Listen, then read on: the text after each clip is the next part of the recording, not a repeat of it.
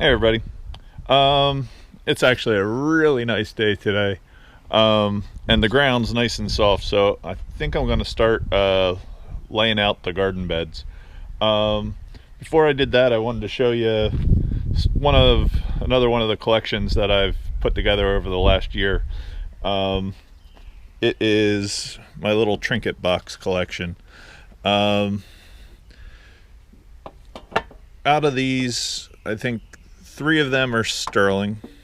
This guy right here, it's 900. It's from Bolivia, believe it or not, but it's got a cool little I guess Mayan sun god or something.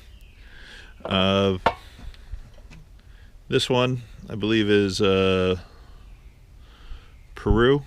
It's got a nice early 1884 coin in it. This one's heavy. I bought this, it says right here. I bought this at a yard sale at a really nice house, end of the day, for $5. Definitely I was surprised to find a silver box for $5.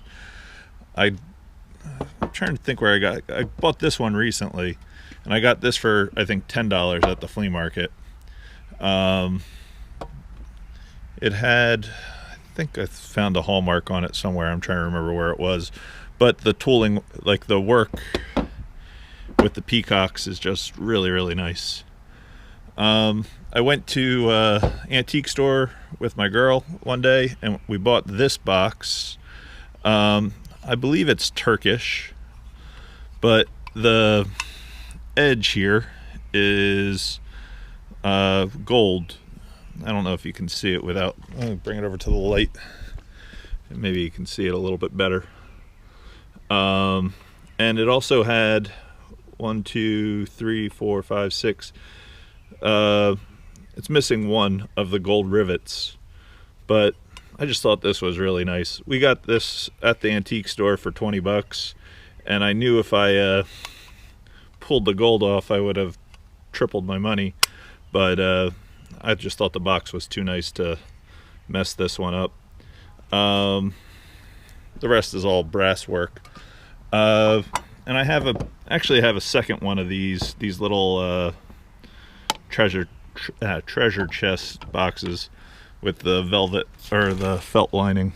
I have not played with it to see if I have the key to close this, but with all the keys I have, I probably would have the little lock for this. This is a really nice little Victorian box. I got these for $20 each also. I forget where I got I think I got this one in a house clean out, the Bolivian one. All right, I'm going to show you my plan for today. Hopefully it works out. All the plants have been doing good. I'm probably going to try to plant these in the next week or two. So my outline of the garden is basically from this door all the way back to the raised bed, and I'll probably go all the way over to right where the shade line is. The only thing that's going to be kind of interesting is I have this spot here to work with. So it is going to be pretty big. My plan is to have enough fruits and vegetables that I can give a bunch of them away.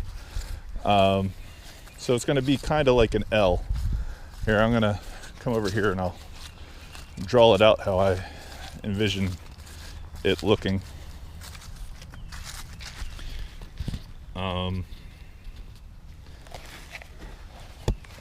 So let's pretend this is the back of the garage. This right here was the house. Right here is the raised bed that you guys are right next to right now. there's this tree right here. Now, when planting your garden, you have to remember trees cast shade. So if that's the tree trunk, that ring around the tree is going to basically not be effective for planting, just because it will shade out your plants. I also have the other big tree is this one right here, and believe it or not, those two at my neighbor's house give a lot of shade. So I'm going to put those in and draw in their little since these are really tall and they face the way the sun comes, they shade out most of the at least half the yard. And then you have this one here that gives you a little bit of shade this way. That's that one right there. All right, hopefully this map is making sense. But anyway, my plan is to have beds that go the length of this to where the shade is, and that's going to be about 60 to 70 foot long.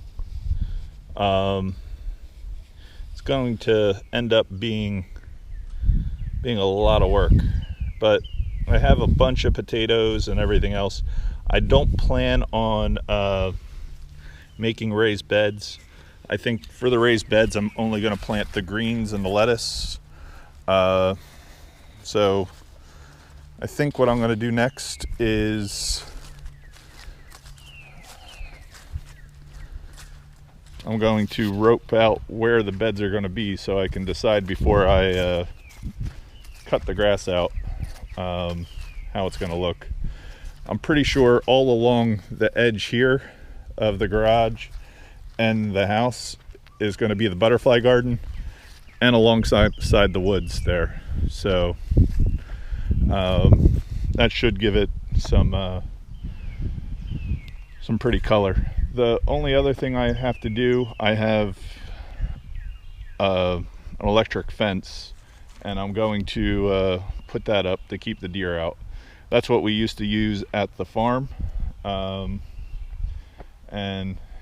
it doesn't need to be super high. They're pretty much a creature of habit, the deer. As soon as they run into it, they tend to stay away.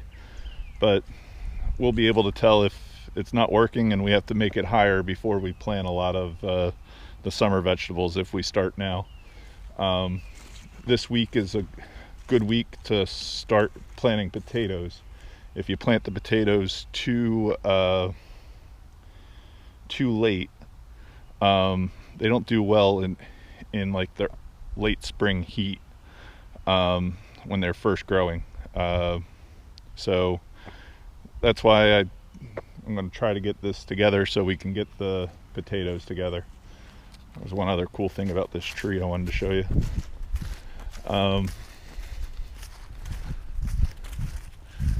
This tree has this awesome burl on it. It's a red maple, but the size of that burl is just huge.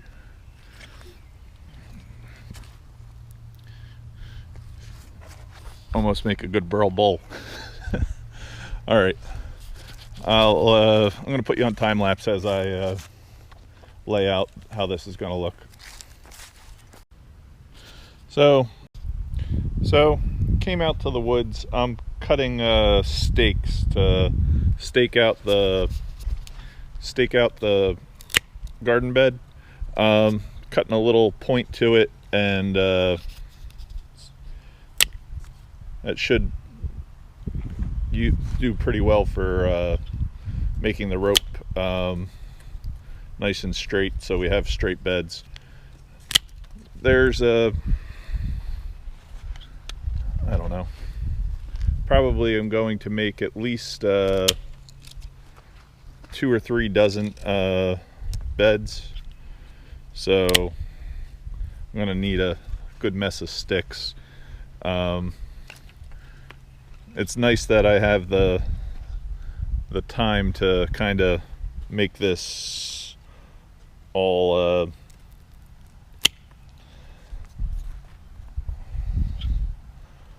all fairly organized. But I'm gonna keep on cutting these sticks, and then we'll start stringing out the beds. This tree fell over probably a year or two ago, but the sticks are just perfectly straight at the end.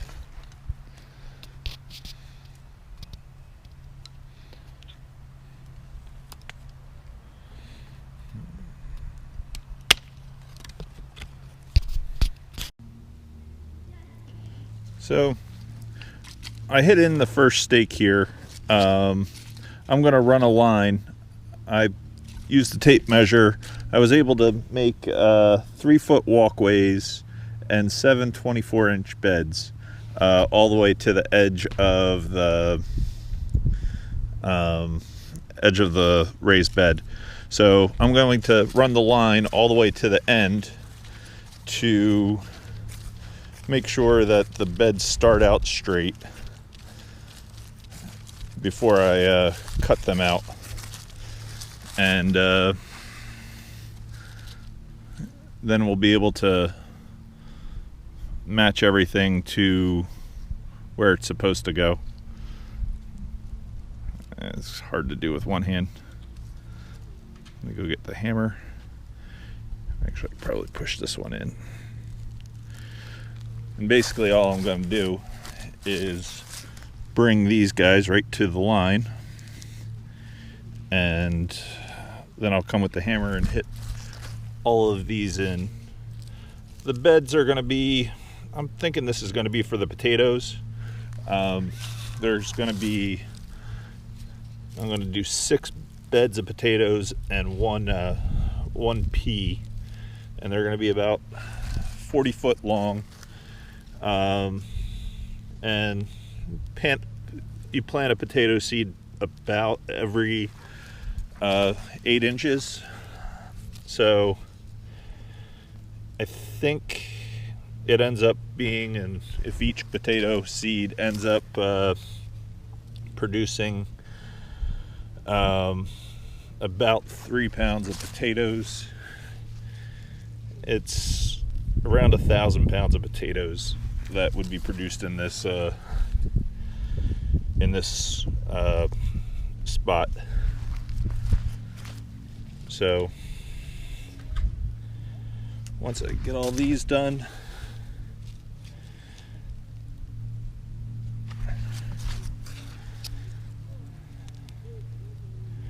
I have purple, red, and yellow, and some white potatoes to plant. It doesn't have to be perfect, but the string definitely helps line it up.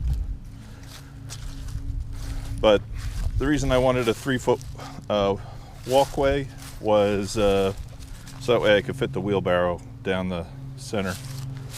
All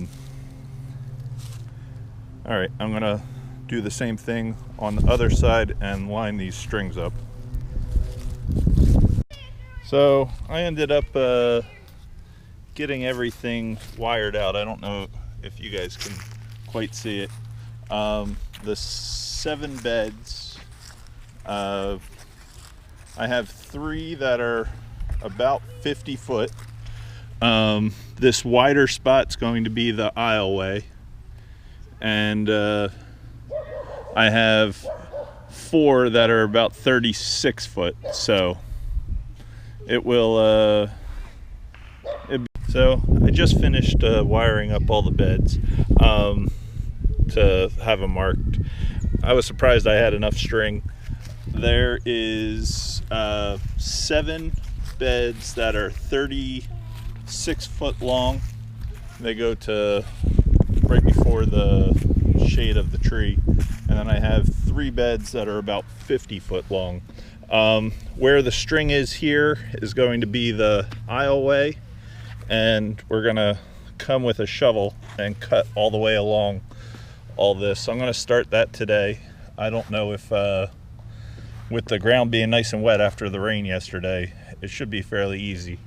So that's the next step to this project. I plan on adding maybe about that much dirt to each bed, so it should, without any problem, it will burn the grass off, at least from my experience before. And then we're just gonna have a lot of weeding to do. So, all right, I'm gonna go get the shovel.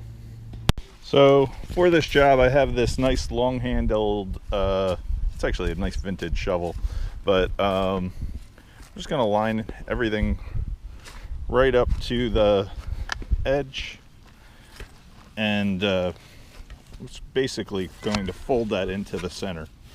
I will go back with another type of hoe to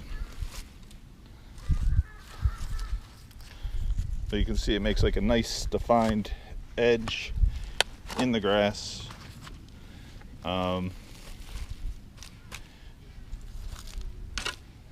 And then we'll add the soil here and on top of this, of course. But as long as we keep this edge clear all season long, it will keep the weeds out of the garden and keep the lawn out.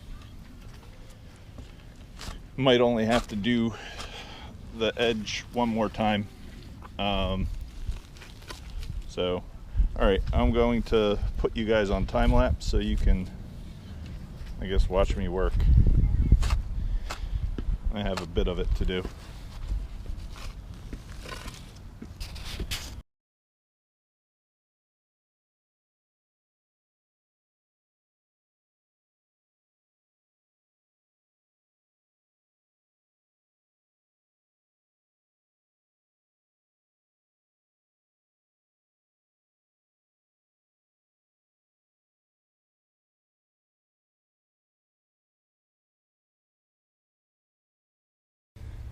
So I ended up digging the first 50 feet. I can see one problem. I'm not going to have enough room to add the soil I need. So I think I have to switch my line to where the bed is going to be 3 foot and the aisleway 2 foot. So it just means I have to reposition all these stakes. But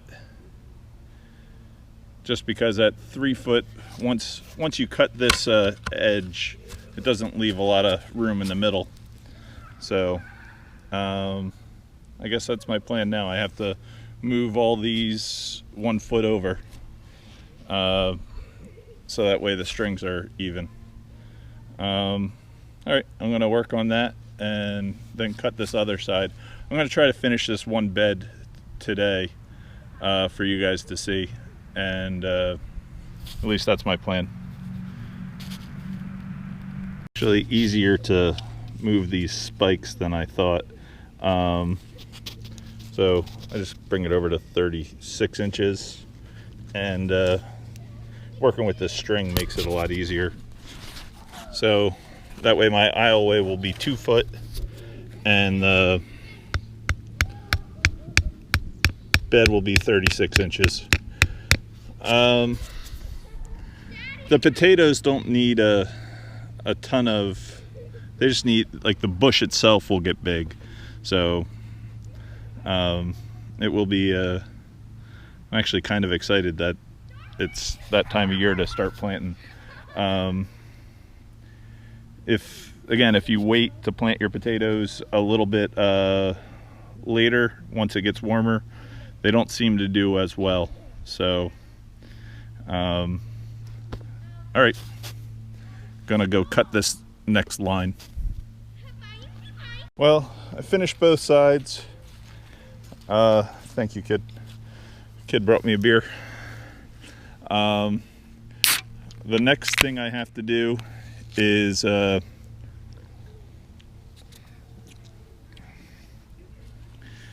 gonna cut the grass out of the middle of the line with this hoe.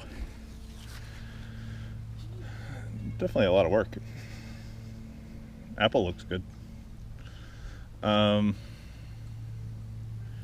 So Gab, this bed right here is 50 feet long. So you have to times every 8 inches. I can plant a potato, and every potato should produce about 3 pounds of potatoes. So how many pounds of potatoes is that? That'd be division, and I don't like division. Well, you have to. It'd be 50 divided by 3. No. It doesn't even. Yes, it would. No, you have to times 50 times 12 to get the inches, then divide that by 8, then times that by 3. So you should figure that on paper and come back. Does it make sense? Because you have to get the inches. Every 8 inches you can plant a potato. She's doing it in her head.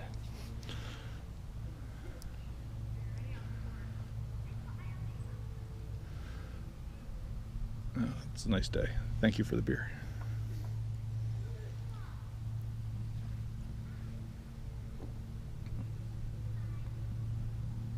$600 inches, I think. 600 pounds, about. Yeah, because the times by 3 is 600 pounds. I don't know. That might be off. I'll have to actually pull out the phone and do the math. 5 times 12 is 60. Add another 0, that's 600. 600, all right. And then divide that by 8.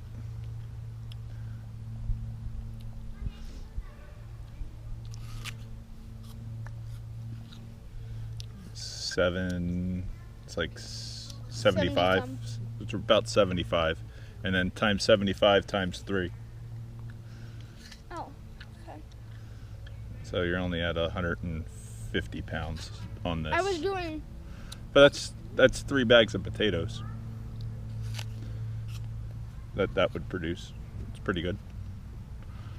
All right, I'm gonna finish this and then cut out the middle. So with using the hoe, I took out the middle and I've turned all of the soil in the center. Now all I have to do is go get a wheelbarrow, and I'm going to add probably 10 to 15 wheelbarrow fulls of the black dirt that I just ordered. So it'll give it a bunch of potatoes, like a lot of nitrogen. Oh man, definitely a lot of work today. All right, gonna go get the wheelbarrow out. I'm gonna fill that up. Hopefully it's less than 10 wheelbarrow fulls to fill up one row. This stuff's wet today because of the rain yesterday, but it did make my shoveling a lot easier. I guess picking stuff at the flea market is a lot less work, but I haven't really done any good shoveling in a good while, so it's definitely good exercise. Makes me happy.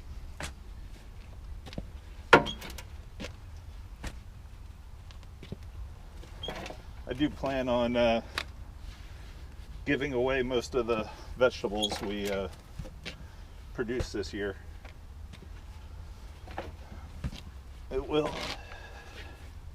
hopefully make somebody's day.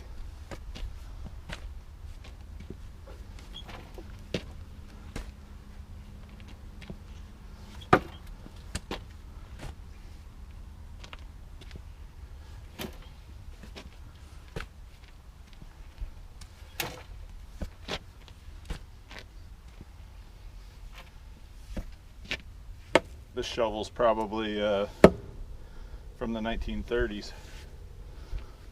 It's an old coal shovel.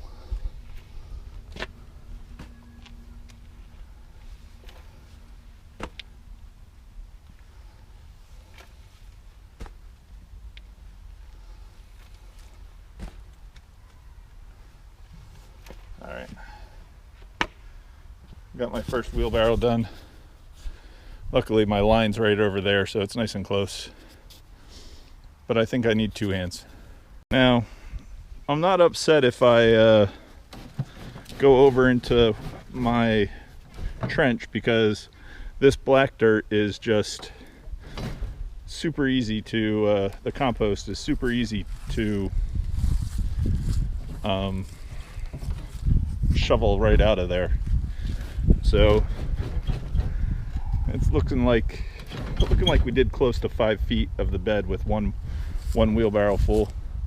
This will also settle very pretty good. I would say we're gonna get close to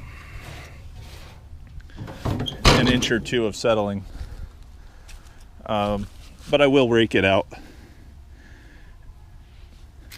Definitely looks good though. All right. So I finished 5 loads. I got about halfway done. Gabby just brought me another beer. So this is definitely a 2-beer job. But it seems to be going pretty good. I'm actually happy with how the soil looks and everything else. So hopefully I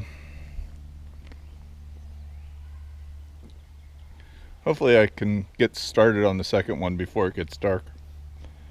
All right, I'll show you what it looks like after I get the next 5 wheelbarrows over.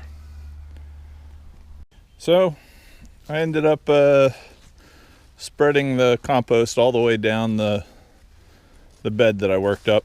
Again, it doesn't matter that it went into my side trench, because basically as things start growing, we're just going to shovel that out, and it will help weed it, and it will come out real easy. I'm going to try to pull, I have this little rake right now, but just going to flatten this out, break up some of the clumps, and I think I'm going to plant tomorrow. This row. Hopefully I'm going to start digging this right after I say goodbye to you guys, and I don't know. I was happy with how it all worked out. Hopefully everybody's been safe, and I know we have here. It's definitely a crazy time, so if you haven't yet, please give somebody a call who you haven't, who might be alone. It's definitely not the time to be alone, and it's all right. See everybody later. If you haven't yet, leave me a message. Peace.